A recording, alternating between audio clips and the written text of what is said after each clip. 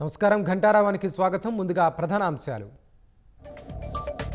మంత్రులు కార్యదర్శులతో నేడు సీఎం సమావేశం.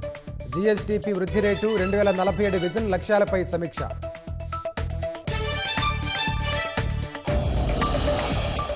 రాజమహేంద్రవరం నుంచి గుంటూరుకు అంబటి రాంబాబు తరలింపు. పీటీ వారెంట్పై న్యాయస్థానం ముందు ప్రవేశపెట్టే అవకాశం.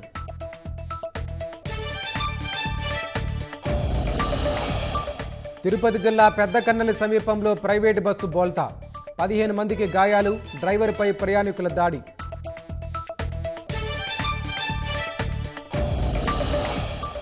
కాలం చెల్లిన సరుకుల వాడకమే విద్యార్థుల అస్వస్థతకు కారణం.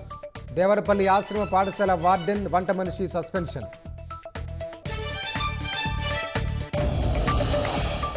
బంగ్లాదేశ్ ఎన్నికలను నాటకంగా అభివర్ణించిన షేక్ హసీనా. అధికారంలోకి ఎవరొచ్చినా సంక్షోభం తప్పదని వ్యాఖ్య.